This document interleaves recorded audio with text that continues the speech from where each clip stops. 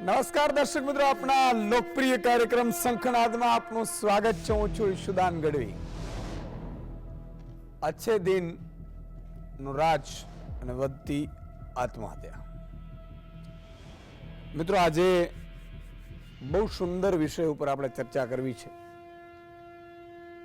એક તો આપઘાત થઈ રહ્યા છે, આપઘાતનું પ્રમાણ વધી રહ્યું છે, સહન શક્તિ ઘટી રહી છે અને જીવન છે એ આપણે સમાપન કરી દઈએ છીએ નાની નાની સમસ્યાઓને કારણે. એના ઉપર આજે શંખનાદ કરવો છે. સવાલો તો ઉઠશે ને જશે, જવાબદારો ઉપર પણ આપણે સવાલ ઉઠાવીશું, પણ સૌથી મોટી વસ્તુ એ છે જે હું આપને કહીશ કે અંદરથી એટલા મજબૂત રહો કે ગમે તેવો આભ તૂટી પડે તો સમય છે સાહેબ, આજે ખરાબ છે કાલે સારો આવશે. ધોરણ 12 ની પરીક્ષામાં નપાસ થવાના ડરે આપણે આપઘાત કરતા હોઈએ, પણ તમને ખબર ન હોય કે ભગવાને તમને 12 ફેલ કરી અને મોટો ઉદ્યોગપતિ બનાવવા માંગતો. ધોરણ 10 ની પરીક્ષામાં ફેલ કરી અને ઈશ્વર તમને બની શકે મંત્રી મુખ્યમંત્રી બનાવવા માંગતો હોય. એક લગ્નમાં અથવા તો પ્રેમમાં નિષ્ફળતા મળે અને જિંદગી છોડવાનો વિચાર કરે, તમને ઈશ્વર કદાચ એવું બની શકે કે ઈ નાલાયક, એટલે કે લાયક ન હોય, નાલાયક કહીએ, એ નાલાયકથી છોડાવવા માટે કોક સારા વ્યક્તિને તમારી રાહ જોઈને ઈશ્વરે બેસાડી રાખ્યો હોય. કોઈ આર્થિક તંગીના કારણે આપણે આપઘાત કરતા હોઈએ ત્યારે એ જે સિસ્ટમ છે એની સામે લડવાની જગ્યાએ આપણે જ આપણી જિંદગી કુરબાન કરી દઈએ અને ખબર નથી પાછું ક્યાં જન્મ આવવાનો છે, એ પણ ખબર નથી કે મૃત્યુ પછી આપણે ફ્રી થઈ જવાના છીએ. નહીં, ક્યાંક બીજે જોતરાવું છે. જેમ શાસ્ત્રોની વાત છે, હું 3 પાઠમાં આને હું ડિવાઈડ કરીશ. એક સિસ્ટમનો વાંક છે, એના ઉપર તો સવાલ ઉઠાવીશું જ. બીજું કે આપણે ક્યાં નબળા રહી જઈએ છીએ. એક ખાલી જમવા ન લઈ જાય, પતિ પત્ની ઝઘડો થાય અને આપઘાતનો વિચાર આવી જાય, એટલા બધા આપણે નબળા થઈ ગયા છીએ. સહનશક્તિ કેમ વધતી નથી? તો આ તમામ મુદ્દા ઉપર મિત્રો આજે ચર્ચા કરવી છે. અચ્છે દિન આવશે, ખેડૂતોની આવક બમણી થશે, દર વર્ષે 2 કરોડ લોકોને રોજગારી મળશે, મોંઘવારીના મારથી મુક્તિ મળશે, તેવા વાયદાઓ થયા. આ તો એ જ કરશે. નેતાઓનું કામ જ એ છે કે વાયદાઓ કરશે અને એ જ નેતાઓની ચાલાકીથી પોતે વાયદાઓ ભૂલાવડાવશે. તમે જુઓ, કોઈ ગેસના સિલિન્ડરના ભાવની આ ચૂંટણીમાં વાત કરે તો મને કહેજો, ગુલામ બની જઈશું તમારો. નહીં કરે. અને એ જ વ્યક્તિઓના 10 વર્ષ પહેલાની યુટ્યુબ કાઢી લેજો, યુટ્યુબ વિડીયો, એટલે ઉછળીને કરતા હોય ગેસ કા સિલિન્ડર. એને તમારાથી કોઈ, એને તો સત્તા જોઈએ છે. કોઈ પણ વ્યક્તિ છે, કોઈ પણ પાર્ટી છે, પણ એના નબળા કામના કારણે તમે તમારી જિંદગી કુરબાન કરો ને એટલા સસ્તા ન થઈ જશે. શહેનશાહ જેવા શહેનશાહ આ દુનિયા છોડી નીકળી ગયા છે. 5 વર્ષ પછી, 2 વર્ષ પછી એની પીપુડીઓ બંધ થઈ જશે. પણ એના કારણે, એની સિસ્ટમના કારણે આપણે કોઈ ખરાબ વિચાર કરીએ. ખેડૂતો મને બહુ ખેડૂતો પ્રત્યે એ છે, ખેડૂત શું કામ આપઘાત કરે સાહેબ? એ આ નેતાઓ પાસે તો કાંઈ નથી, ખાલી બૂચ મારી જાય છે. ઘણા નેતાઓ પાસે જમીન નથી એક વીઘો. તમારી પાસે 10, 20, 25, 50 વીઘા ભગવાને જમીન આપી છે. આજે જમીનોની સિસ્ટમના કારણે આપણે આવક નથી મળતી. 5 વર્ષ પછી એવું બની શકે કે ઉત્તમ ખેતી ફરીથી શરૂ થઈ જાય અને આજે નેતાઓ પગે પડતા આવે. પણ સવાલ એ છે કે કોઈ ખરાબ વિચાર કરવાની જરૂર નથી. આજે જે વાયદાઓ જે કર્યા હતા એ અસર દૂર સુધી ક્યાંય દેખાતી નથી. તેની સામે વરવી વાસ્તવિકતા એક છે, ગુજરાતમાં ગરીબ અને મધ્યમ વર્ગની હાલત ખરાબ થઈ ગઈ છે. વિકાસની આંધળી દોટ વચ્ચે ચિંતાનો વિષય એ છે કે આત્મહત્યાના કેસમાં સતત વધારો થઈ રહ્યો છે. શ્રમિકો, યુવાનો, ખેડૂતો, મહિલાઓ અને નાના વેપારીઓ આત્મહત્યાની ઘટનાઓમાં વધારો થઈ રહ્યો છે. વિકાસની આંધળી દોટ વચ્ચે જે આંકડાઓ આવ્યા છે તે ચિંતાજનક છે. છેલ્લા 3 વર્ષમાં ગુજરાતમાં 25,478 લોકોએ પોતાનો જીવ આપી દીધો છે, આપઘાત કરી લીધો. 25,000. કદાચ આંકડામાં ફેરફાર હોય તો હું ઈચ્છીશ કે ઓછા હોય, ગડબડ હોય આંકડામાં, પણ 25,478 લોકોએ છેલ્લા 3 વર્ષમાં આપઘાત કરી. તમે રેશિયો તો કરો, 25,000 લોકોએ આપઘાત કર્યું છે. એક પુલવામામાં 41-42 આપણા જવાનો સહિત આખા દેશમાં એક જવાળ ફાટ્યું હતું. ત્યારે 25,000 લોકો ગુજરાતમાં આપઘાત કર્યા છે. અને એમની માનવાનું બધા પ્રેમમાં નિષ્ફળતા મળી હોય. ઘણાને આર્થિક સંકડામણે હશે, ઘણાને સરકારી સિસ્ટમથી વાંધો હશે, ઘણાને કેટલાક લોકોએ નેતાઓએ બૂચ મારી દીધા હશે, ઘણા 15 લાખની લાયમાં બિચારા બેઠા હશે, ઘણું બધું હશે.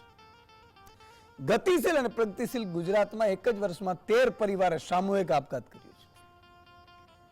છેલ્લા 5 વર્ષમાં 3,740 વિદ્યાર્થીઓએ મોતને વહાલું કર્યું છે. 3,740 વિદ્યાર્થી, 6,879 વિદ્યાર્થીઓએ આત્મહત્યાનો પ્રયાસ કર્યો. વિદ્યાર્થીઓની આત્મહત્યાની ઘટનાઓમાં 21% વધારો થયો છે. બેરોજગારી એટલી વધી છે કે દર 2 કલાકે 3 બેરોજગાર આપઘાત કરે છે, દર 2 કલાકે. फिर भी 100 में से 80 बेईमान, मेरा देश महान. કોઈ નેતાને આપઘાત કરતા જોયો છે? હું કહેતો નથી કે આપઘાત કરવું જોઈએ. હારી જાય, બૂચ મારે, બુચશીઓ આખા દેશ અથવા તો રાજ્ય અથવા તો એને ખેલ પાડી નાખે, છતાં એ આપઘાત નથી કરતો. છતાંય આપણે એને બોલાવીએ છીએ. નેતા પાસેથી એક વાત શીખવા જેવી છે, ધીરજ બહુ છે. ગોઠવાઈ આમ નહીં તો અહીંયા ગોઠવાઈ જાય, બીજી પાર્ટી બદલી નાખે. એને લાગે કે આમાં કઈ રહ્યું નથી, ચાલો ઢેકડો મારો, ત્યાં માલાઈ લઈ લે. પણ રોજમદારો, શ્રમિકો, મહિલાઓમાં આત્મહત્યાના કિસ્સા વધ્યા છે.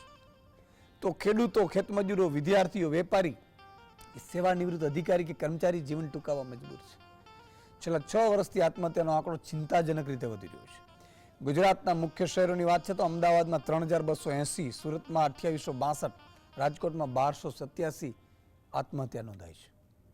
છેલ્લા 6 વર્ષમાં 9,92,535 લોકોએ દેશમાં આપઘાત કર્યો છે. સરેરાશ દરરોજ 400 થી વધુ લોકો આપઘાત કરે છે. દર કલાકે 19 લોકો જીવ આપવા મજબૂર છે. દર કલાકે એક ખેડૂત આત્મહત્યા કરે છે. ભારતમાં આત્મહત્યા કરનાર દર 4થી વ્યક્તિ રોજમદાર છે. હાલ અસંગઠિત મજૂરોની દશા દયનીય છે.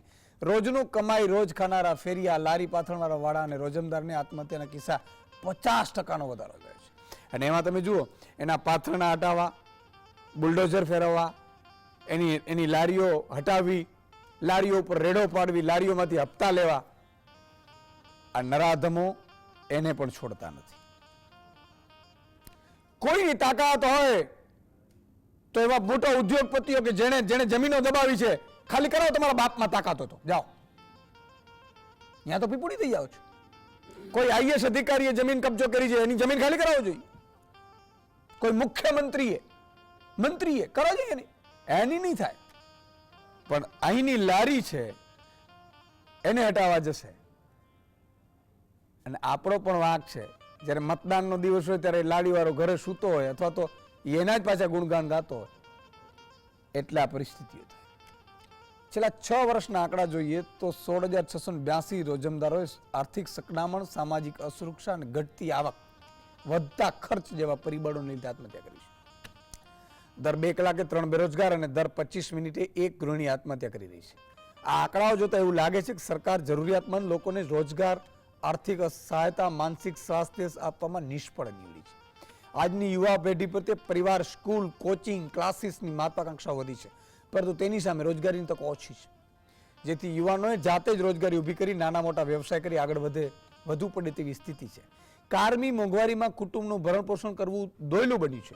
બેરોજગારી સમસ્યાએ ફેણ માંડી છે. આ તરફ આવક ઘટી રહી છે, ખર્ચ વધી રહ્યા છે, સમાનતાને કારણે મોટાભાગના પરિવારો આર્થિક સકડામણનો ભોગ બની રહ્યા છે. સાથે સાથે લોકોને સામાજિક અસુરક્ષાનો ડર છે. ઘર નિર્વાહ માટે લોકો દેવું કરવા મજબૂર બન્યા છે. આ જોતા વ્યાજના ચક્રમાં ફસાઈ જતા દેવાદાર લોકો ના છૂટકે આત્મહત્યા કરીને જીવન ટૂંકાવવું પડી રહ્યું છે. મિત્રો, ઘણી જગ્યાએ ઘણીવાર મને માફ કરજો, મારી આમ તો ટીમ સંભાળતી હોય ફેસબુક, ઇન્સ્ટાગ્રામ, કેટલાક મેસેજ ફોરવર્ડ કરે ત્યારે બહુ ચિંતા થાય, દુઃખ થાય. કેટલાય લોકો કહેતા કે ઈશુદાનભાઈ 5000ની મદદ કરશો, 2000ની મદદ કરશો. બધાએ ફ્રોડ એવું જરૂરી નથી. ઘણા રડતા હોય. એની ક્યાં વાત કરો છો? તમે મંદિરે વહી જાઓ, કેટલાય ભિખારીઓ અહીં બેઠા હશે. તમે અમદાવાદના સારા જગ્યા ઉપર વયા જાઓ, નાની દીકરીઓ છે ને એ ભીખ માંગવા મજબૂર બની છે. તમે ઘણા લોકો પાછા શું કે ખબર છે, એને અપાય નહીં કે બહુ કમાઈ જાય છે. હા, એ હું કમાઈને એને હું ચાર્ટર પ્લેન લઈ લીધું, એને લઈ હું લીધું એ મને કોને કે એને મુખ્યમંત્રીને બંગલો પડાવી લીધો. ખાલી સાહેબ આપણે ઈશ્વરે આપી દીધું હોય એટલે જે ગરીબ, શ્રમિક, મજદૂર, શોષિત, વંચિત એની આપણે મજાક ઉડાડીએ છીએ. તમે ન આપી શકો તો કઈ વાંધો નહીં, ન આપો ને કોણ ના પાડે, પણ બીજાને એમ કે એને ન અપાય. હા, ગલુડિયા, તું ગયા જન્મમાં આવી રીતે ભીખ માંગતો હોય છે એની શું ગેરંટી? કહેવાનો મતલબ એ છે કે કોઈ પણ નબળો વર્ગ હોય, નબળો વ્યક્તિ હોય, આપણાથી ઉતરતો હોય, એની ઉપર કોમેન્ટ ન કરાય ખરાબ. તમે બની શકે તો સારું કરો, નહીં તો ઉને આંસુડે રહો. એની દુઃખમાં ખાલી સહભાગી બનો. તમે આપી નથી શકવાના, મને ખબર છે. હા, એક શેઠની વાત છે ને કે શેઠ હવેલી શેઠની હવેલી હતી અને હવેલીમાં ખૂબ સોનું એને દબાવી રાખ્યું હતું. એકવાર બહાર ગયા અને હવેલીમાં આગ લાગી અને શેઠ આકુડ વ્યાકુડ થઈ ગયા. આહા, હવેલીમાં આગ લાગી અને ક્યાંય કોઈને રૂપિયો કાઢે નહીં એવા કંજૂસ શેઠ હતા.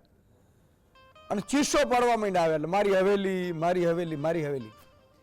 દીકરો એના બાપને ઓળખતો એટલે આવ્યો કે વ્યવસ્થિત રાખી દીધું. તો કેમ? તો હા, એટલે સોનું એમ. તમે સમજ્યા? ઠંડા પડી ગયા. બીજું, આ દુનિયાની બીજી વાત તમને કહું. શેઠ છે ને, શેઠ, એની કૂતરી મરી ગઈ.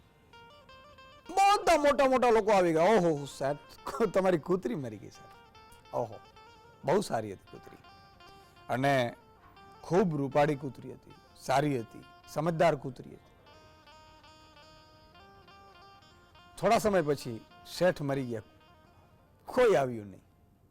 હું એટલા માટે કહું છું તમને કે તમે આપઘાત કરવાનો વિચારો છો તો આ દુનિયા સાહેબ સ્વાર્થની સગી છે સાહેબ. જ્યાં સ્વાર્થ હશે, જ્યાં મધ હશે, તમે જોજો મધમાખીઓની જેમ ગોઠવાઈ જશે. પણ આ દુનિયામાં ચિંતા કરવાની નહીં, ટેન્શન લેવાનું નહીં. એક શેર કઈ શાયરી અને પછી આગળનો દોર મહાનુભાવો પાસે જઈએ. બહુ અદ્ભુત शायरी है. अक्सर में एक जहर बुझे तीर की तरह, अक्सर में एक जहर बुझे तीर की तरह निकला हूं हादसात की तिरछी समान. कैफ अहमद सिद्दीकीए लख्યું છે અને એક અજ્ઞાતનું અદ્ભુત છે. हादसा कौन सा हुआ पहले, हमने तो अपने जिस्म पे जख्मों के आईने हर हादसे की याद समझ के सजा दिया. કેટલી મોટી વાત છે. એટલે આ તમામ મુદ્દાઓ પર ચર્ચા કરવી છે. ચર્ચા કરવા માટે ચાર મહાનુભાવો જોડાયા છે. પહેલા સવાલ લઈ લઈએ. મોઢેરાનું સૂર્ય મંદિર કઈ નદી કાંઠે આવેલું છે? એ પુષ્પાવતી, બી કંકાવટી, સી મહી, ડી રૂકમાવતી. તમારો જવાબ અમને વોટ્સઅપ કરો 7016311312 નંબર પર. તમારું નામ અને ગામનું નામ ખાસ લખવું. અને મિત્રો, આ નંબર ઉપર તમે સારું કંઈ બોલી શકતા હો, સમાજ સેવા કરતા હો સારી, તો તમે વિડીયો પણ મોકલજો. ઘણા બધા વિડીયો આવ્યા છે, જોવાનું ચાલુ છે. એમાંથી તમને પસંદ કરશું તો એકવાર તમને શંખનાદમાં લઈશ, બેસાડીશ. એટલે દર્શકો જોડાય, બહારથી લોકો જોડાય. મહાનુભાવો તો શું છે, તો મળી રહે એમને તો ટીવી. આ વિનોદભાઈ તમે 2 વાર ના બોલાવો ચાલે. હા, આ ભરતસિંહ ચાલે ગમે ત્યારે આ મૂછો કાઢીને એટલે આમ આવી જાય, એમ મૂછડીઓ ચડાવી. પણ તમે, મને ખબર છે કેટલાય લોકો ખૂબ હોશિયાર છે ગુજરાતમાં, 6.5 કરોડ જનતામાં. તો અઠવાડિયે એક વાર તમને બેસાડું તો મને મજા આવે. એટલે આ તમામ મુદ્દા ઉપર ચર્ચા કરવી છે.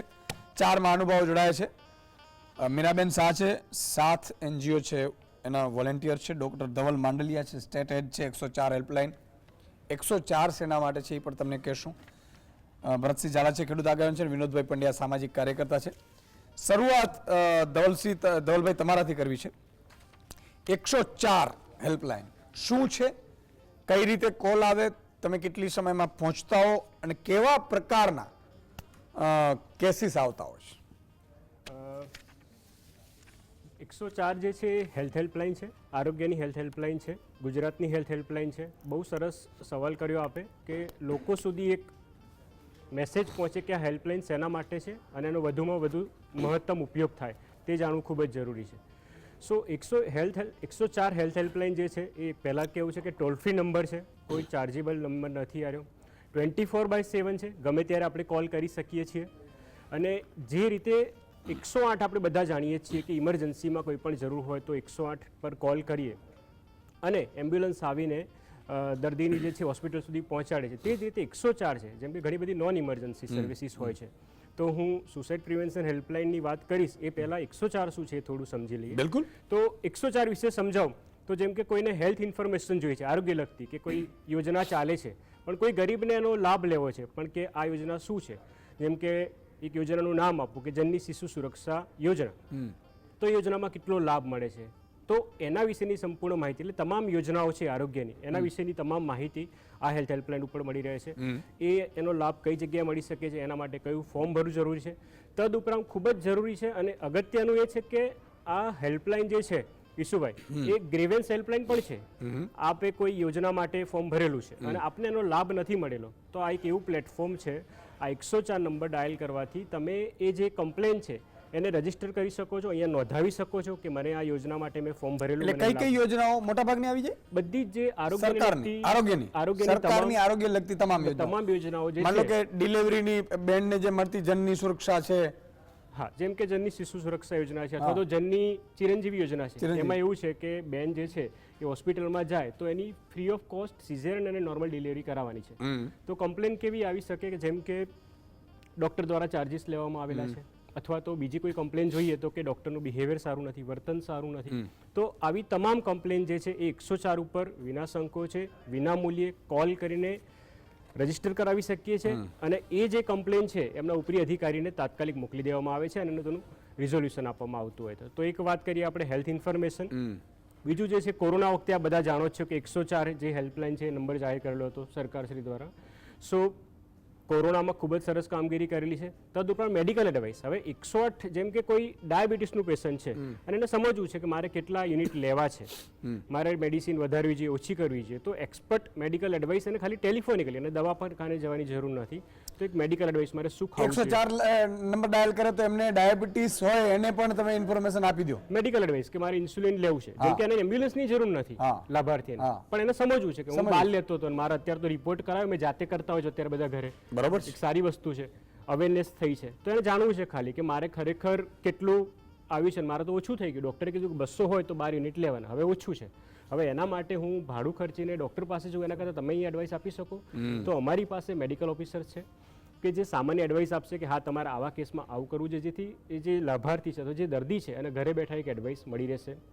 બીજું જે મેં ગ્રીવેન્સનું કરી, કોઈ પણ સરકારી દવાખાનામાં કોઈ પણ લાભાર્થીને કંઈ પણ કમ્પ્લેન છે, બિહેવિયરની છે અથવા તો વર્તન સારું નથી ડૉક્ટરનું, કોઈ પણ સરકારી દવાખાનામાં કંઈ પણ કમ્પ્લેન છે, તો એવી કમ્પ્લેન જે છે એ આપણે 104 નંબર ઉપર ડાયલ કરીને કમ્પ્લેન રજીસ્ટર કરાવી શકીએ છીએ. તદુપરાંત સુસાઇડ પ્રિવેન્શન હેલ્પલાઇન, જેના માટે આજે આપણે ભેગા થયા છીએ, કે કોઈ પણ આત્મહત્યાના વિચાર આવે છે અને એવા પણ કોલ આવે છે, એના વિશે આપણે ડિટેલમાં ચર્ચા કરીશું. તો એવો કંઈ પણ થોટ આવે છે અને આ એક એવું પ્લેટફોર્મ છે કે જ્યાં જેમ કે તમને કેસ જણાવું, જેમ કે બરોડાનો કેસ હતો તો એ બેને પોતાની નસ કટ કરી નાખી તો ડાયરેક્ટ ઇન્ટિગ્રેટેડ એપ્રોચ, જેમ કે 108 નો ફોન કરીને ત્યાં બોલાવી લીધી, તમે ભાઈ પહેલા પહોંચી જાઓ, એટલે લાભાર્થીનો જીવ બચાવ ત્યાં જરૂરી છે. તો 108 પહોંચી ગઈ ત્યાં 5 મિનિટમાં, ત્યાર પછી પોલીસને જાણ કરવામાં આવે છે. ઘણા કેસમાં એવું પણ હોય કે જે કારણ જે મેઇન હોય એ બીજું કંઈક હોય, ડોમેસ્ટિક વાયલન્સ હોય એવા કેસ હોય તો એમાં 181 મોકલીને એ બેનનું અથવા તો એના ફેમિલી વાળાને બેન કરતા એના ફેમિલી વાળાનું કાઉન્સેલિંગ કરવાની ઘણી જરૂર હોય છે. તો એ કાઉન્સેલિંગ કરવામાં આવશે, એ 181 પહોંચી જશે, જેમાં લેડી કોન્સ્ટેબલ અને કાઉન્સેલર હોય છે. એટલે આ રીતે એક ઇન્ટિગ્રેટેડ એપ્રોચથી એ બેનની સમસ્યા જે છે એનું સોલ્યુશન કરવામાં આવતું હોય છે. તો 104 હેલ્થ હેલ્પલાઇનમાં ડૉક્ટર સાથે વાત કરી શકીએ છીએ આપણે. કોઈ પણ હેલ્થ માટેની માહિતી જેમ કે હોય કે હું બ્લડ ડોનેટ મારે કરવું છે તો ક્યાં કરી શકાય, અથવા મારે બ્લડની જરૂર છે તો ક્યાંથી મને મળી શકે છે, અથવા કોઈ દવાખાનાનું એને એડ્રેસ જોઈએ છે તો એ મળી શકે છે, કોઈ પણ કમ્પ્લેન રજીસ્ટર કરી શકે છે. વાયોલન્સ હોય તો એના માટે એક કાઉન્સેલિંગ માટે એક હેલ્પ લઈ શકે છે આની ઉપર. અચ્છા, આ મોટાભાગે જે આપઘાતના વિચાર આવે એ 104 ઉપર કોલ કરે? એ કરતા હોય છે પોતે જાતે, લાભાર્થી પોતે કોલ કરતા હોય. તો જેમ કે તમે મારા મિત્ર છો અને હું કહીશ કે ઈસુભાઈ હમણાંથી થોડા ચિંતામાં ફરે છે અથવા તો ટેન્શનમાં ફરે છે, મને લાગે છે ગમે તે કરી બેસ, તો મોસ્ટલી લાભાર્થી ફોન, કારણ કે દરેકને એવું તો હોય જ બે બાજુ. જેમ કે હું કેનાલે ઉભો છું તો મારું એક જે માઇન્ડ છે તો ઘરે જ હશે અને એક માઇન્ડ છે કે ચલો આવું કરી લે, એક ખેંચતું હશે આપણને. તો એના મિત્ર કાં તો કોલ કરશે કાં તો પોતે જ તે વ્યક્તિ 104 ઉપર. પછી આપણે શું શું કરીએ છીએ? બહુ સરસ સવાલ કર્યો આપે કે શું કરીએ છીએ. સૌથી પહેલાં જ્યારે 104 ઉપર કોલ કરવામાં આવે છે, જે વ્યક્તિ આત્મહત્યા કરવા માગે છે, it is an emergency for us. જેમ 108 માટે કોઈ કેસ ઇમરજન્સી છે, એમ 104 માટે અમારે સુસાઇડ પ્રિવેન્શન અથવા સુસાઇડ આત્મહત્યા માટેનો જે કોલ છે એક ઇમરજન્સી છે. તરત જ એને શું પ્રોબ્લેમ છે એ સમજવામાં આવશે. અને આ જે 24/7 હેલ્પલાઇન છે એમાં ક્લિનિકલ સાયકોલોજિસ્ટ હોય છે અમારી પાસે, પૂરી ડેડિકેટેડ ટીમ છે. And we are એડોપ્ટિંગ a systematic approach કે એને કયા ટાઈપની બીમારી, તમે ઓલરેડી તમે શરૂઆતમાં બહુ સરસ કીધું કે અલગ અલગ ટાઈપની એને સમસ્યા હોઈ શકે છે. આર્થિક સંકળામણ હોઈ શકે છે, માનસિક બીમારી કોઈને હોય છે, મેડિકલ ઇલનેસ કોઈ પીડાતું હોય, આખી લાઈફ પોતે ચાલી ન શકતો હોય તો એની આખી પીડા આખી અલગ હોય કે મારે જીવવું જ નથી, અથવા તો તમે કીધું એમ કે રોમાન્ટિક રિલેશનશિપ, પ્રેમ ભંગ થયેલો છે, અથવા તો એને કંઈ પણ ખેડૂતોની જે સમસ્યા કીધી છે એ સમસ્યા સમજવામાં આવે છે અને એને તરત જ એક પ્રોપર એનું બિહેવિયર ઇમિડિયેટ લેવલ ઉપર કઈ રીતે ચેન્જ થાય. અને એ જે એક હાઈ રિસ્ક સ્પોટ ઉપર હોય, જેમ કે કેનાલની જગ્યાએ હશે અથવા તો પોતે ઘરમાં એવી જગ્યા હશે કે એકલો માણસ વ્યક્તિ હશે, તો એ જગ્યાએથી એને સેફ જગ્યાએ રાખવું. પહેલાં તો ફર્સ્ટ એ છે સમજાવવું, ઇમિડિયેટ એનું બિહેવિયર ચેન્જ કરવામાં આવે, એનું કાઉન્સેલિંગ કરવામાં આવે, એનું ગાડી પહોંચતી હોય છે. ગાડી 108 જેમ કે કેસ એવો છે કે જ્યાં મેડિકલ એડવાઇસની જરૂર હોય તો ત્યાં પહોંચતી હોય છે ગાડી. 104માં ટેલિફોનિકલી કાઉન્સેલિંગ આપણે આપતા હોઈએ છીએ. હવે જેમ કે ઘણા કેસમાં એવું પણ હોય કે એના ફેમિલીને સમજાવવું પડતું હોય, તો કોલ ચાલુ રાખીને કોન્ફરન્સ કોલ કરીને એના માતા પિતા, જેમ કે 10મા 12માની એક્ઝામ આવશે પછી સીધા કોલ વધી જશે, કેનાલ ઉપર લોકો ઉભા થઈ છે, એટલે એમાં એના માતા પિતાને સમજાવવામાં આવે, બરાબર. તો એના માતા પિતાનું પણ કાઉન્સેલિંગ કરવામાં આવે છે. તદુપરાંત 1 કલાક બાદ ઈસુભાઈ, જેમ કે કેવું હોય કે એ વખતે માની ગયો, બહુ સરસ કે કાઉન્સેલરે બહુ સરસ હેલ્પ કરીને ટેલિફોનિકલી કોઈને સમજાવ્યું છે, તો 1 કલાક પછી વેલફેર, એનું ફોનનું નામ જ છે કે વેલફેર, વેલ એ વેલ છે પેશન્ટ, એ દર્દી વેલ છે, એ ઘરે અને યોગ્ય સુરક્ષિત જગ્યાએ પહોંચી ગયા છે, તો 1 કલાક બાદ એ કોલ કરવામાં આવે છે અને એની પોતાની કન્સર્ન લઈને કરવામાં આવશે. ઘણીવાર એવું હોય કે એને ખબર જ ન હોય કે આત્મહત્યા કરવાના છે, તો 1 કલાક બાદ વેલફેર કોલ કરવામાં આવે છે. અને તદ ઉપરાંત જ્યાં સુધી દર્દી અથવા તો જે છે લાભાર્થીને જ્યાં સુધી લાગે કે ના મારે જરૂર છે, કારણ કે વાત કરવી એ ખૂબ જ જરૂરી સોલ્યુશન છે, એટલે ચોથા દિવસે ફોલોઅપ કોલ પણ કરવામાં આવે છે, ચોથા દિવસે, 7મા દિવસે, 14મા દિવસે, 28મા દિવસે, અને પછી લાઈફ ટાઈમ દર મહિને એક અમારા તરફથી એક ફોલોઅપ કોલ જાય કે ભાઈ બેન તમે બરાબર છો. કેટલાક કેસો આવતા હોય છે અત્યારે હાલ કોઈ તકલીફ છે? રોજના આવા 4 થી 5 જેવા કેસોના કોલ ઇમરજન્સી માટેના આવતા છે, સુસાઇડ માટેના, એટલે મહિનાના જુઓ તો 150 થી 200 કોલ આવા આવતા હોય છે. બીજું કે સાયકોલોજીને પણ આપણે સાયકોલોજીસ્ટની જરૂર પડે તો એ પણ આપણે એક કાઉન્સેલિંગ કરતા હોઈએ છીએ. હા, જેમ કે પહેલા સ્ટેજમાં શું છે કે ક્લિનિકલ સાયકોલોજી સમજાવવાનો પ્રયત્ન કરશે, પણ ઘણી બધી વસ્તુ એવી હોય કે જેમાં એને મેડિકલ ઇલનેસ અથવા તો ઓલરેડી ડિપ્રેશનવાળું પેશન્ટ છે અથવા ઓલરેડી સ્કિઝોફ્રેનિયાનું પેશન્ટ છે અને એની દવા ચાલી રહી છે, તો એવા કેસમાં તમે કહો છો એમ બરાબર કે સાયકેટ્રિસ્ટ ડૉક્ટરની જરૂર પડે, તો એવો જ એક બીજો નંબર છે અમારો 1100 ટેલિમેડિસિન હેલ્પલાઇન.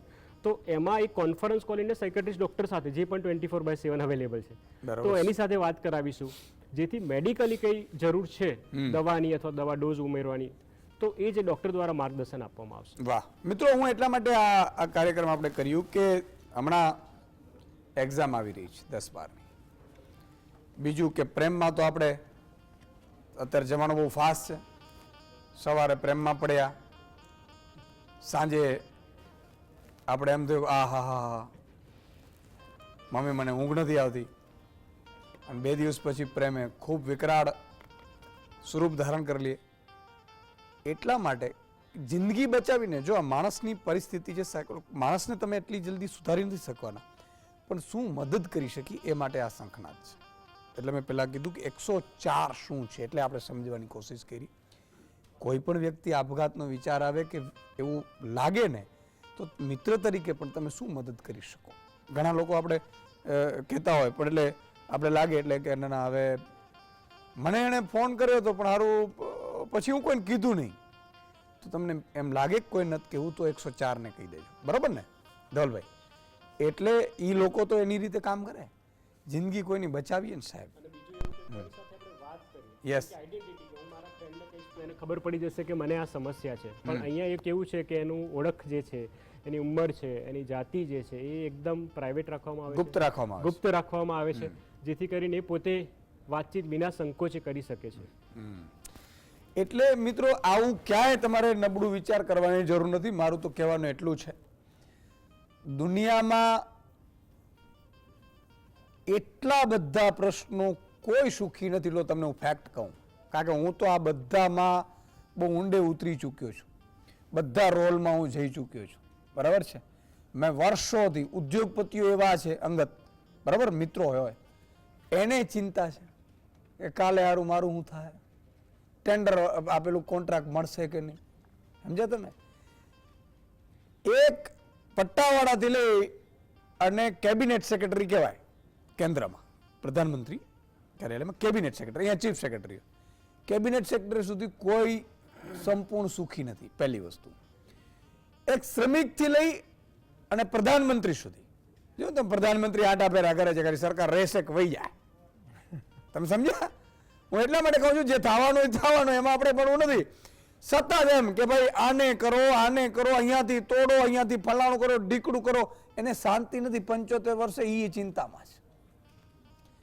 ખેડૂતથી લઈ અને આઈએસ ઓફિસર સુધી. આઈએસ ઓફિસરોમાં જુઓ તમે, તમને એમ લાગે આઈએસ ઓફિસર, એને કલેક્ટર બનવું હોય એટલે મંત્રીઓના આટા ફેરા કરતા બદલી થશે કે નહીં, મારું આવશે કે નહીં, કોઈને શાંતિ જ નથી. પછી આમાં લોક છૂટાઈ ગયા છો, હમણાં સાંસદોમાં લોક છૂટાઈ ગયા, જેની સરકાર આવશે એટલે પછી કે મંત્રી પદ મળશે કે નહીં, આમ ફોનની રાહ જોઈને બેઠા. હું તો આ તમને બધું હકીકત કહું છું કે મારા બધા રોલમાંથી હું આ બધું જોઈ ચૂક્યો છું. અને આમ રાહ જોતા હોય માતાજીને પિતાજીને, ક્યાંય ન કરવાની, આ દર્શન કરવા જાય, આમ ગળોટિયા ખાય, એમ ગળોટિયા ખાય. બરાબર?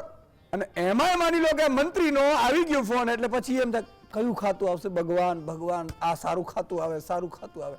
અને સારું ખાતું આવ્યા પછી બૂચ મારે એટલે પછી ભગવાનને પ્રાર્થના કરે કે ભગવાન આ 1000 કરોડની આમાંથી કરી નાખ્યું છે, પણ ધ્યાન રાખજે હવે આ રૂપિયા નાખવા ક્યાં. એટલે ફરીથી કોઈ પાડોશ, સગા સંબંધી, મિત્રના વર્તુળના નામે રાખે અને એ જ છેલ્લે બૂચ મારી દે. આવું મેં જોયું છે કે મંત્રીએ પોતાના નામે રાખી ન શકે, બીજા સગા ચડી જાય. ના ના ના, તમે અમને આપ્યું નથી, આ પ્લોટ તો હવે પ્લોટમાં જ નહીં મારા નામે છે. આ બધી વસ્તુઓ થાય દુનિયામાં, થવાની. સંસાર છે, દરિયો છે, લોટે મારતો. મોજમાં રહેવાનું, ચિંતા વિઘન રહેવાનું, આનંદથી રહેવાનું. અને સાહેબ ધ્યાન કરો. હું તમને મારો પર્સનલી કહું છું, હું સવારે રોજ 1 કલાક ધ્યાન કરું છું, સવારે 4 વાગે, 4:30, 5 વાગે ઉઠીને. ક્યારેક સમય ન મળે હાર્ડ શિડ્યુલમાં તો સાંજે કરી લો, નહીં તો રસ્તામાં બેઠો, રસ્તામાં કરી લો, ગાડીમાં. ધ્યાનથી 1 કલાક ધ્યાન કરો સાહેબ, સંપૂર્ણ સંસારમાં તમને આનંદ લાગશે. નાનકડા વિરામનો સમય થઈ જાય, એક નાનકડું, તુરત આવી ક્યાં જતા નહીં.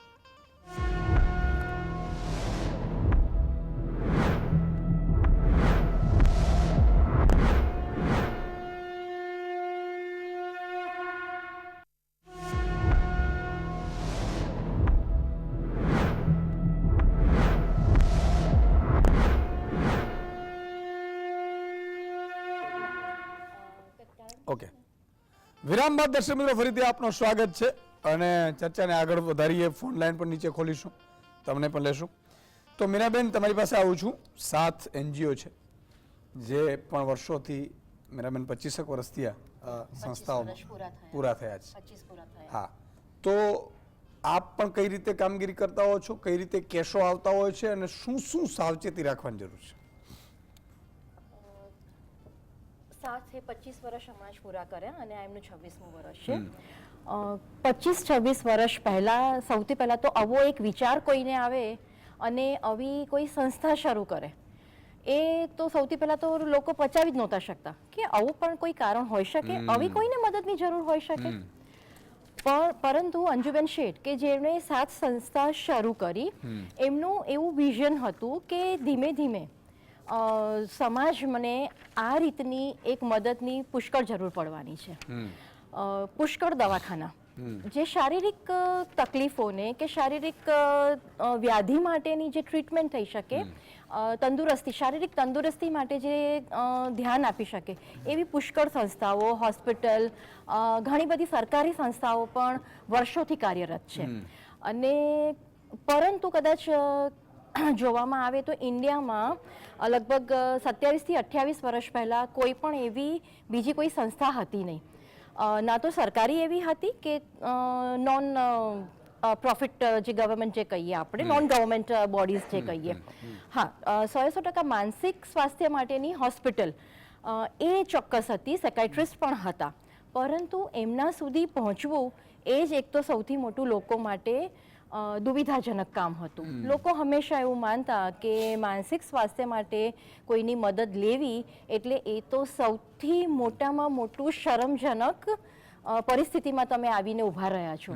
એટલે ફક્ત ને ફક્ત પોતાના માટે નહીં, પરંતુ પોતાના કુટુંબમાં કે પોતાની ઓળખાણમાં કોઈ સંકળાયેલાને પણ જો માનસિક સ્વાસ્થ્યની કોઈ તકલીફ હોય તો લોકો ડૉક્ટર કે બીજી કોઈ સલાહ લેવા કરતાં આપણે બધા જાણીએ છીએ કે બીજા બધા રસ્તા, મંત્ર, તંત્ર, ભગવાનનું, એટલે જે ઘણું બધું આપણે કોઈ એને હવે અત્યારે એમાં ડિટેલમાં નથી પડતા.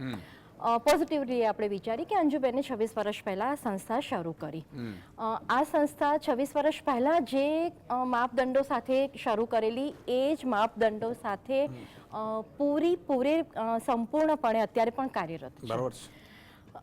365 દિવસ આ સંસ્થા ચાલે છે. દિવસના 1 થી 7 આ સંસ્થા હેલ્પલાઇન, એના જે 2 નંબર છે જે બતાવવામાં આવી રહ્યા છે, 2 ફોન લાઈન નંબર્સ છે, એ નંબર પર ચાલી રહ્યા છે. કદાચ જો તમે ઝૂમ કરી શકો ને કદાચ બતાવી શકો તો અમારા નંબર્સ પ્લીઝ લોકો સુધી પહોંચી શકે. બિલકુલ, એ તો વેબસાઇટ ઉપર હશે, વેબસાઇટ પર પણ છે અમારા નંબર. અને અમદાવાદમાં નવરંગપુરા વિસ્તારમાં યુનિવર્સિટી, જ્યાં બધી જ મોટાભાગની શૈક્ષણિક સંસ્થાઓ જ્યાં છે, ત્યાં જે અમદાવાદ કહીએ ત્યાં છે અમારે. કેવા પ્રકારના લોકો આવે છે, કયા પ્રકારના લોકો નથી આવતા, કદાચ આપણે એવું પૂછ્યો તો કદાચ વધારે સારું રહેશે. કયા વર્ગના લોકો, જે લોકો પોતાની રીતે અમારો અપ્રોચ કરી શકે.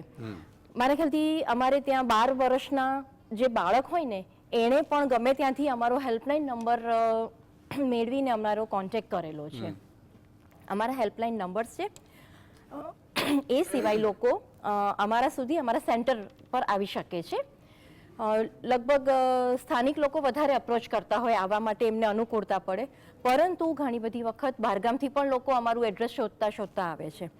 આર્થિક, સામાજિક, શૈક્ષણિક, એ બધા જે આપણે મુખ્ય મુદ્દા જે કહીએ એ સાથે સંકળાયેલા લોકો તો અમારો કોન્ટેક્ટ કરતા જ હોય છે. હવે આર્થિકમાં આપણે જોઈએ તો ઘણી બધી વખત 12-14 વર્ષ કે 15-16 વર્ષના જે બાળક હોય કે જેનું ફેમિલી આર્થિક સંકળામણમાં થી પસાર થઈ રહ્યું છે અને એ પોતાના માતા પિતાનું જે દુઃખ જોઈ રહ્યા છે, તો એ બાળક પણ અમારો અપ્રોચ કરતા હોય છે. એજ ગ્રુપ બધે જ આવી જાય, 15 થી લઈને 85 વર્ષના કદાચ બધા જ લોકો આર્થિક સંકળામણના કારણે અમારો કોન્ટેક્ટ કરતા હોય છે. સામાજિકમાં જોઈએ તો સામાજિકમાં ઘણા બધા અલગ અલગ પરિબળો આવતા હોય છે કે જે લોકોને અફેક્ટ કરતા હોય છે.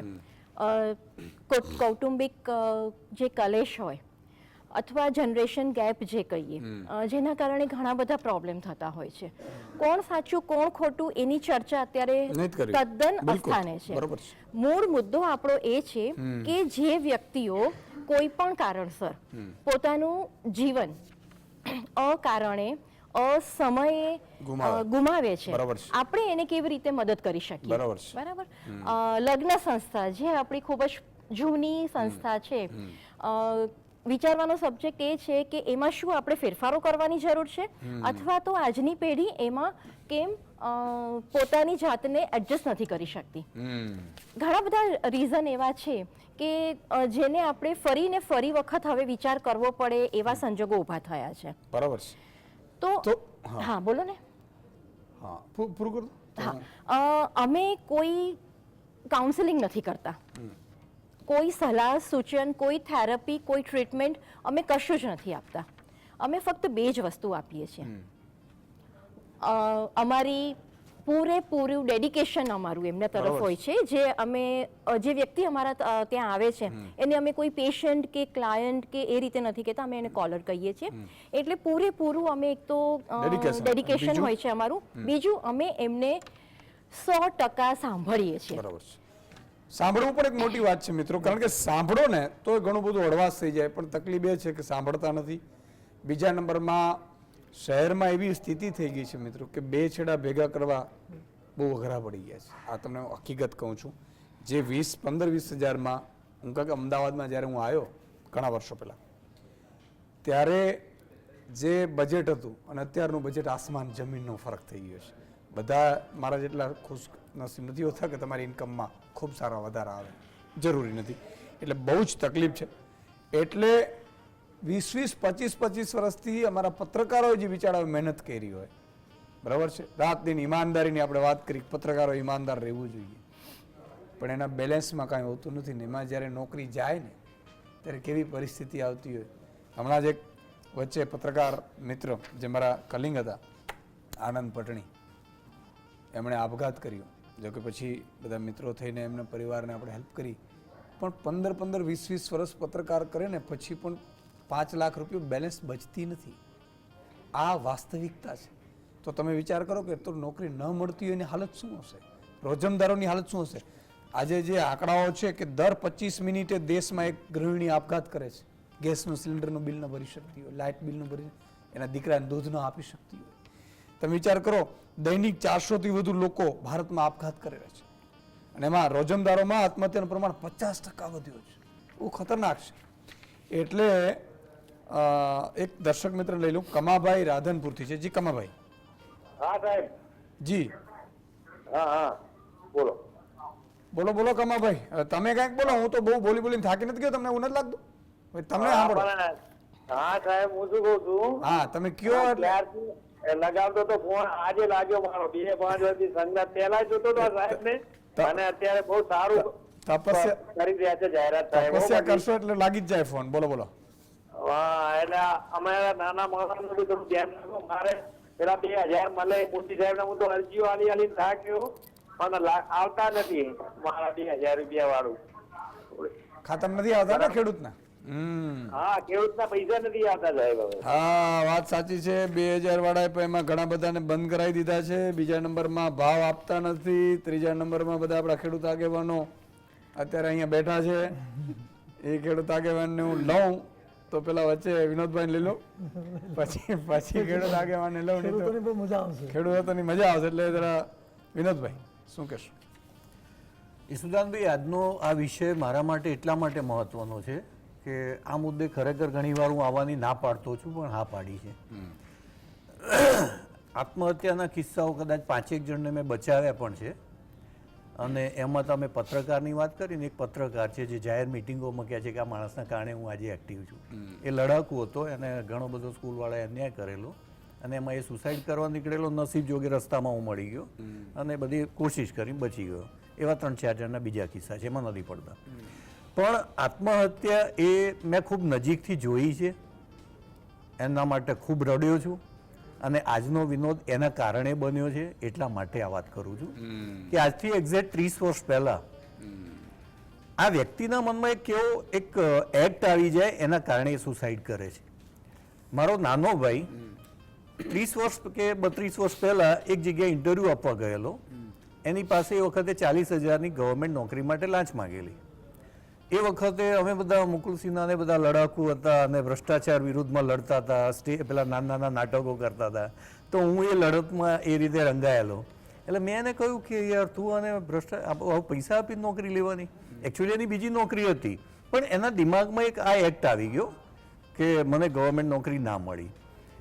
એના થોડાક સમય પછી એનામાં એકદમ સ્ક્રિઝોફેનિયાના લક્ષણો જોવા મળ્યા. તો એ સ્ક્રિઝોફેનિયામાં જુદા જુદા ડૉક્ટરોની ઘણી બધી સારવાર કરાવી. એક ડૉક્ટરે ભૂલ એવી કરી કે એણે મોઢે કહી દીધું કે આની જિંદગી આખી આવી જ રહેશે. એ વખતે એની સગાઈ પણ કરેલી, એ છોકરી સાથે એને સારું બનતું હતું, પણ પેલા ડૉક્ટરે આવું કહ્યું કે આની જિંદગી આવી જ રહેશે. એ સ્કિઝોફ્રેનિયા તો એની ટ્રીટમેન્ટથી સારું થઈ જાય છે ને સારું જ હતું, પણ એ વખતે એના એ શબ્દો પડે એના કારણે કદાચ એના મનમાં એક્ટ થયો હશે અને એને જાતે નક્કી કરી લીધું કે મારે સુસાઇડ કરવાનું છે. એના સ્કિઝોફ્રેનિયામાં બધું અમે ઘણું બધું સારું સાચવ્યું તે જવા દઈએ. હા, પણ એ વસ્તુ બની એના માટે હું બહુ જ લાગણી હતી. મારા ખોળામાં ઉછેરેલો, એન્જિનિયર બન્યો હતો, 2 મહિના સુધી ચીસો પાડીને રડ્યો, પણ મારી જાતથી મેં નક્કી કર્યું કે એક લાચ આપવા માટે મારો નાનો ભાઈ મેં ગુમાવ્યો છે, તો હું ગુજરાતના 1000ને નોકરી તો અપાવીશ. એ વખતે મેં એ દિવસે એવો નિર્ણય કરેલો અને માથે ટોલી કરવાની નહીં કરવાની એવી પ્રતિજ્ઞા લીધેલી કે આ જડ પરંપરાઓ છે એમાંથી હું બહાર આવીશ અને જ્યાં સુધી હું એને એ નોકરી 1000ને નહીં અપાવું લાચ વગર, ત્યાં સુધી એ બધામાં હું નહીં પડું. એ પછી મારી લડત ચાલુ થઈ અને કદાચ બધા જાણે છે કે 1 લાખ કે 1.5 લાખ લોકોને નોકરી મળી હશે અને લાંચ લેનારા લગભગ 130-40ને જેલમાં મોકલ્યા હશે. આ મારી જિંદગીની શરૂઆત અને આજનો વિનોદ એમાંથી બન્યો. તો જે લોકો આમાં છે એ લોકોને હું એક પોઝિટિવ એ કહું છું. હા, હવે એક પરિસ્થિતિ આમાં બહુ જ જવાબદાર. ઈશુદાનભાઈ, આપણે આ બધી વાત કરીએ છીએ, પણ 80 લાખ લોકો જો રાશન પર જીવતા હોય, 80 કરોડ સોરી, આ દેશના 80 એટલે કે 80% સમજો ને, 80% લોકો જો રાશન પર જીવતા હોય તો એ લોકોની ઘરેલું પરિસ્થિતિ કેવી હોય, ગરીબી કેવી હોય, ભણતર કેવું હોય, સમજ કેવી હોય. આજે 104 કે આ બેન કહે છે એ પ્રકારની સુવિધાઓ છે, પણ એ કેટલા લોકો સુધી પહોંચે? આજે જે રાશનમાં જીવે છે અથવા ગરીબીમાં જીવે છે એની સુધી આ વાત પહોંચતી નથી. આપણા મોબાઈલ કે આપણા ટીવી એમની સુધી પહોંચતા નથી, આપણી વાતો પહોંચતી નથી. કદાચ હું અહીં બોલું છું એ પણ એમની સુધી નથી પહોંચતું. તો સમાજ વ્યવસ્થામાં જુદા જુદા સમાજ સેવકો હતા, સંતો હતા, શિક્ષકો હતા, એ બધાનો આ રોલ હતો. અને આજે જે આત્મહત્યાઓ વધી એના માટે આપણે બધાની ફેલ્યોર હું સમજુ છું કે એ ઘરેલું પરિસ્થિતિના કારણે એક માણસ ઘડાય છે. એ માણસ ઘડાય એના મનમાં જુદા જુદા એ પરિસ્થિતિના કારણે અનેક એક્ટ આવે છે, કારણ કે આજુબાજુમાં લોકો રહેતા હોય છે. એ નાની નાની બાબતમાં અહમ જીદ પેદા થતી હોય છે. એક સત્તાની વાત કરું તો ખરેખર તો જ્યારે ધર્મ વધે ત્યારે લોકોની સહનશીલતા વધવી જોઈએ, સંતોષ વધવો જોઈએ, ત્યાગ વધવો જોઈએ, સચ્ચાઈ વધવી જોઈએ. એની જગ્યાએ છેલ્લા વર્ષોથી કોઈ પણ કારણસર આપણે કોણે કર્યું એમાં નથી પડતા, પણ એ એક માહોલ ઊભો કરવામાં આવ્યો, એમાં લોકોના દિમાગમાં અહંકાર પેદા કરવામાં આવ્યો. હું આ જાતિનો છું, હું આ કોમનો છું, હું આ વ્યક્તિ છું, એ પ્રકારનો એક અહંકાર પેદા કરવામાં આવ્યો. અને એ અહંકાર મોટાઓમાં એટલો બધો ઘૂસી ગયો છે, ઇવન હું પણ એમાંથી બાકાત નથી. દરેક લોકોના દિમાગમાં એ પ્રકારનો અહંકાર અને જીદ ઘૂસી ગઈ. એ અહંકાર એના બાળકોમાં સપ્લાય થયો, એના ડીએનએ છે એટલે આવવાનો છે, ઘરનો માહોલ છે એટલે આવવાનો છે. અને એ અહંકારના કારણે આજે ઘરેલું કદાચ આ સુસાઇડના આંકડાઓ છે એના કરતા અમારી પાસે જે કેસ આવે છે તમે સમજી ના શકો, સાંભળી ના શકો એવા આવે છે. તો એટલી સમસ્યાઓ ઘરેલું પેદા થઈ છે. હવે કોઈ એક વ્યક્તિ પોતાના રાજકીય સ્વાર્થ માટે આ પ્રકારનું કામ કરે એ એનો પોતાનો વિષય છે, એનો ભગવાન જાણે, એનું પાપ જાણે, જે કરવું કરે. પણ આજે લોકોની જે માનસિક હાલત બગાડી છે, દિમાગી હાલત બગાડી છે, એના કારણે એ જે વેરઝેર હતું બીજા પ્રત્યેનું હતું, આજે હું વેરઝેર બીજા પ્રત્યે ફેલાવું છું અને મારામાં વેરઝેર ઘૂસે છે, તો એનો ભોગ આજે બીજો બને છે, કાલે મારું ઘર બનશે, મારી પત્ની બનશે, મારું બાળક બનશે. તો લોકોએ એ સમજવાની જરૂર છે કે કોઈ પણ બહારના જે તત્વો છે એ પોતાના સ્વાર્થ માટે તમને ધર્મના નામે, કોમના નામે, જાતિના નામે આ પ્રકારના જે દૂષણો ફેલાવે છે એ દૂષણો તમારા ઘરમાં આવશે, તમારા વડીલો વૃદ્ધાશ્રમમાં જશે, તમારા બાળકો સુસાઇડ કરશે, તમારા બાળકો પાગલ બનશે. આ સુધીની આ હદ થઈ ગઈ છે. હવે સ્ક્રિઝોફેનિયાની એક નાની વાત કર દઉં તો સ્ક્રિઝોફેનિક આપણે બધા છીએ, આપણા દરેકમાં સ્ક્રિઝોફેનિયાનું પ્રમાણ છે, પણ એ વધતા ઓછા પણ અંશે છે.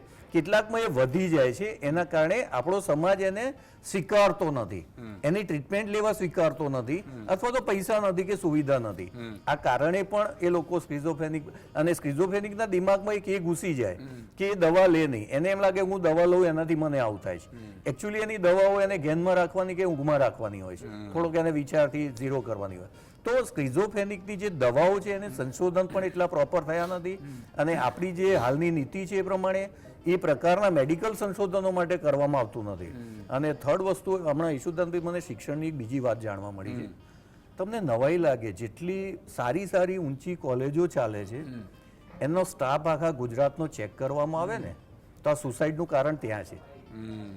MP કે બિહારથી ડિગ્રીવાળા ટીચરોના નામ ચાલે છે, પ્રોફેસરના નામ ચાલે છે, એના નામે 10-12 હજાર પગારનો એનો સોદો કરવામાં આવે છે અને 500 કે 1000 રૂપિયાનો મજૂર છે ને એ આપણા એન્જિનિયરો તૈયાર કરે છે, આપણા ડોક્ટરો તૈયાર કરે છે, આપણા લોયર તૈયાર કરે છે. તો આ વેપારી શિક્ષણની આ હાલત છે ને, એ વેપારી શિક્ષણની જે હાલત છે ને એ આ સમાજ અને આ લોકોને બગાડી રહ્યો છે. બહુ સાચી વાત કરી. પણ આ જો સરકાર ઈમાનદાર હોય ને તો બધું થઈ શકે. એક દર્શક મિત્ર છે રમેશભાઈ જામ ખંભાળિયાથી. જી રમેશભાઈ. ઈશ્વરભાઈ, જય માતાજી. જય માતા, જય માતાજી. જી બોલો. હેલો. હાજી રમેશભાઈ બોલો. હા ઈશ્વરભાઈ, જય માતાજી. જય માતાજી. હવે આજે તમે પ્રસંગ કાઢી છે ને જીસીબી માટે, હા એ બહુ સરસ છે એકદમ. હા તમને ખૂબ ખૂબ આભાર ને ખૂબ ખૂબ ધન્યવાદ તમારો. મને બચાવનારા જામ કુટુંબ, હે મારી તમારા પીપળીની બાજુમાં હા જામ કુટુંબ, મેં 1000 ને ફોન કર્યો હતો. હા મારી એવી પરિસ્થિતિ ઈશ્વરભાઈ હા. કે આ એક જ શબ્દો હતા અમારા. જામ કુટુંબે બચાવી દીધા. હવે ભગવાન સોનલ માતાજી ખૂબ જ દાદી કમાની આપે. ખૂબ મુગલ માતાજીને મને બચાવી દીધા જામ કુટુંબે. ઈશ્વરભાઈ આજે આ પ્રોગ્રામ બહુ સારું કાઢ્યું, એમ કે બીજા કોઈને કરવાથી વાત કરવાથી પોતાનું દુઃખથી દૂર થઈ જાય છે. દૂર થઈ જાય છે. બહુ સાચી વાત છે રમેશભાઈ. હા. ખૂબ ખૂબ આભાર.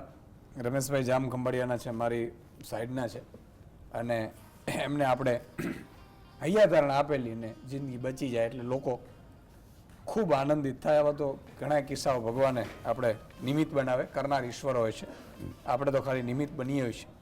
અને મિત્રો, હું મારી જિંદગીની વાત કરું તો હું માત્ર નિમિત્ત આપણે બનીએ છીએ, કરનાર આપણે છીએ જ નહીં. કરતા કિરતા એક અદ્રશ્ય શક્તિ કામ કરતી હોય છે. પણ તમે કંઈક સારું કરો ને તો તમને આનંદ આવે.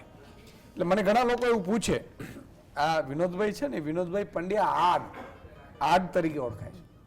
અને એમણે કીધું, તમે વિચાર કરો, લાંચ ન આપવા માટે એના ભાઈને નોકરી ન લેવા દીધી, આખી જિંદગીનો એમને કેવો અફસોસ રહી ગયો છે. પણ એ લાંચ માંગનાર પણ આ ધરતી ઉપર નહીં આવે, એને જ આવવાનો છે. એટલે કહેવાનો મતલબ એ છે કે કરનાર કીર્તાર છે, આપણે બધા કઠપૂતળીઓ છીએ. સારું કરો, સારું વિચારો. મને તો આશ્ચર્ય થાય છે, કોઈ પાર્ટીવાળા પાર્ટીના પેલા ઉપર લઈ અને પર્સનલ ઝઘડા કરી બેસે છે ને ખતમ કરી નાખે છે આખા ખાનદાન. શું કામ કરો છો? શું જરૂર છે? હવે એ તમને શું ફૂમકો કઢાવી દેવાના? કોઈ કોઈનો નથી હોતું. સત્યના રસ્તે ચલો. પણ ખેડૂતો જે રીતે અત્યારે પરેશાન છે, આપઘાત કરી રહ્યા છે, ભરતસિંહજી ઝાલા છે. ભરતસિંહજી, પરિસ્થિતિ દિવસે ને દિવસે વિકટ થતી જાય, પણ ખેડૂતોને મારો એક વિનંતી છે, આપઘાત ન કરતા સાહેબ.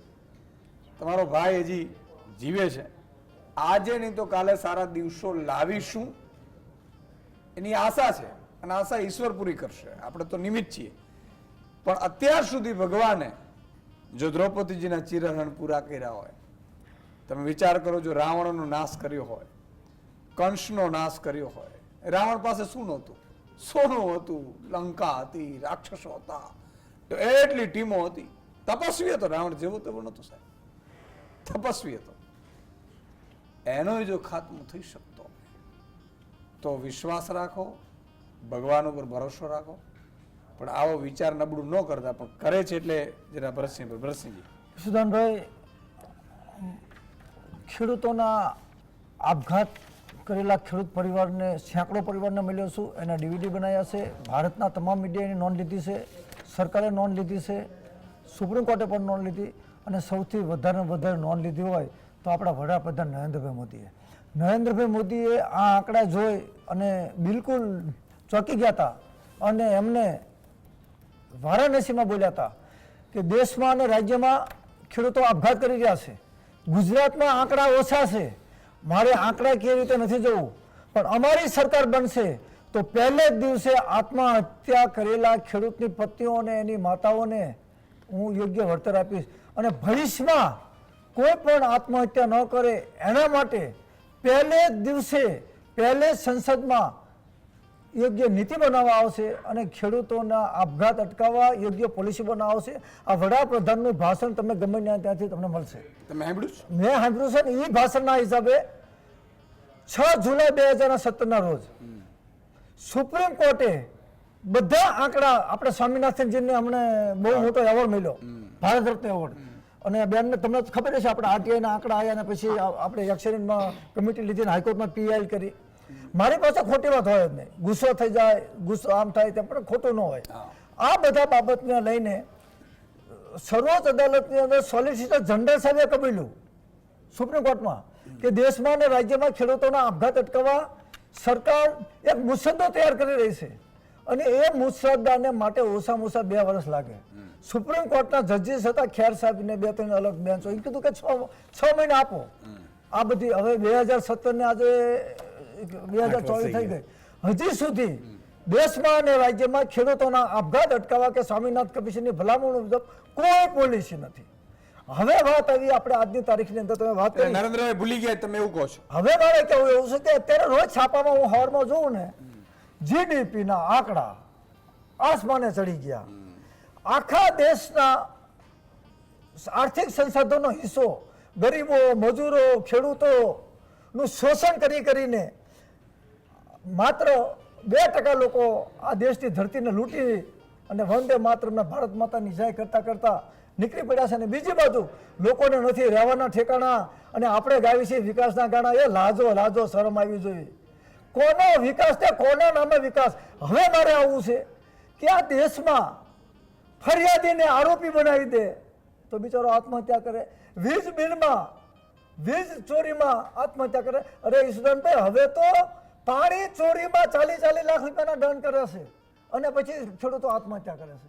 બીજી વસ્તુ, વિદ્યાર્થીઓ પરીક્ષા આપીને ધોળી જીપીએસસી વાળા તો ગુજરાત પબ્લિક સર્વિસ કમિશનમાં મારા કેટલાય વાંઢા રહી ગયા. જીપીએસસીમાં આવશે એટલે સંબંધ કરશું, જીપીએસસી આવશે, એમાં એ લોકો કેટલા આત્મહત્યા કર્યા. પેપર ફૂટી જાય, 24 કલાક મહેનત કરી હોય અને વાંચવા જાય અને જે પેપર ફૂટી ગયું હોય એટલે મારા જેવો ઠોઠિયો હોય એ પાસ થઈ જાય, બેન જેવો હોશિયાર હોય. એટલે કહેવાનો મતલબ રાજસત્તા અને આ વ્યવસ્થાની રાજસત્તા અને આ બ્યુરોક્રેટના કારણે જે આત્મહત્યા કરે છે એના આંકડા તમે અલગ કરો. આ બેને જે કીધું, જે માનસિક છે, સાયકોલોજી છે, એ તમે અતર કરો. આજે મારું આપણા દ્વારા વડાપ્રધાન છે હું કહેવા માંગુ છું કે આજે ગુજરાત સમાચારમાં તમામ ભાસ્કરના જે આંકડા આવ્યા છે, નવ ભારતની રચના માટે આગામી 100 દિવસોમાં દેશમાં આ ખેડૂત કોઈ આત્મહત્યા ન કરે એ ડેટા મને આપો તો હું પીએમ સાહેબને ફેક્સ કરું કે આવતા 100 દિવસમાં તમે આ કરો. જે મુદ્દા ઉપર જે આત્મહત્યા કરી હોય ખેડૂતોએ, એટલે તમે એવું કે ડુંગળીના ભાવ કેમ ન આવ્યા, ઘઉંના ભાવ કેમ ન આવ્યા, એમએસપી કેમ નથી આપતા? પણ ભરતસિંહજી, તમે બધું કહો છો, 15 કરોડ ખેડૂતો છે ને 15 કરોડ નરેન્દ્રભાઈ મોદીને આશીર્વાદ આપે છે એવું કે છે ભાજપ તો કે જ ને. શ્રી રામભાઈ શબ્દ જાણી કરું પ્રણામ જોડીશું પાણી. 14 વર્ષ રામચંદ્રજી ભગવાન વનમાં ગયા હતા અને ત્યાં લખેલ છે કે 14 વર્ષમાં એક પણ વ્યક્તિ અયોધ્યામાં આત્મહત્યા નહોતી કરી. એ રામચરિત્ર માનસ મોદી સાહેબે વાંચવાની જરૂર છે અને રામચરિત્ર માનસ બાદ ભરતને સમજવાની જરૂર છે. તમે એમ કહો છો કે જે સુરેન્દ્રનગર છે, બરોબર, તમે એવું કીધું કે ખનીજ ચોરી થાય છે, તમે પેલું પાણીની બિલ આવે છે, તો અહીંયા ચૂંટાય છે તો પછી ભાજપ જ ચૂંટાય છે. હવે એમાં શું છે, એમાં